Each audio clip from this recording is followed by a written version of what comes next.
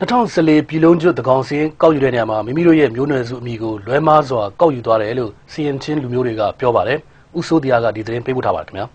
။စီရင်မျိုးနွယ်စုဟာနေကျတော်လှန်ရေးတိုက်ပွဲတွေမှာရွရွချွံချွံတိုက်ပွဲဝင်ခဲ့တဲ့တိုင်းရင်းသားမျိုးနွယ်စုဖြစ်ပေမဲ့2014ပြည်လုံးကျွတ်တကောင်စင်းကောက်ယူရာမှာတော့ဇီဆန်လူမျိုးဆိုပြီးမှားယွင်းဖော်ပြထားတယ်လို့ပြောပါတယ်။စီရင်ဆိုတာ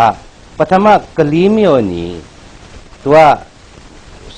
ချင်းတောင်ကိုဆွေးလာတဲ့ခါကျတော့ဒီခုလက်ရှိနေတဲ့စီရင်ဝဲလေးမှာပေါ့ဗျာစီဆိုတာ GI အငန်ဓာတ်ရှိတဲ့ GI ပေါ့ဗျာအဲ့မှာအထက်မှာကျွန်တော်ကဟိုဂျွာတည်ထားတာကိုအဲ့ဂျွာပြန်ဂျွာ9ရောထုတ်လာရဲ့လီမခိုင်ရဲ့ဘွန်မန်ရဲ့လုံးဖေရဲ့နောက်တစ်ခုခဆာရဲ့နော်9ရွာဖြစ်လာ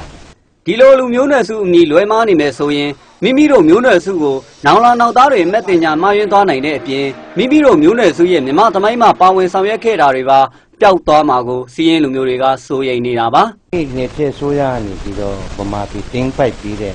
နောက်ပိုင်းမှာပေါ့ဗျာကျွန်တော်ချင်းပြည်နယ်ကို1885ခုနှစ်မှာဝင်ရောက်လာပါတယ်ပထမဆုံးကလေးမြို့မှာပေါ့ဗျာ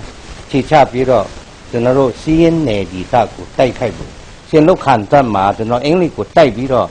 အဲ့ဟိုဘောပူကမ်လင်းနဲ့အပေါင်းတင်းနေပေါ့ဗျာအပါဝင်ရလူ29ယောက်လောက်တိုက်ပွဲမှာတည်သွားတယ်အင်္ဂလိပ်ခေတ်ဂျပန်ခေတ်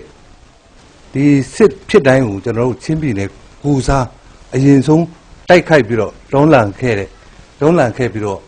ဟိုအထိခိုက်အများဆုံးပေါ့နော်အနစ်နာဆုံးလည်းဖြစ်တယ်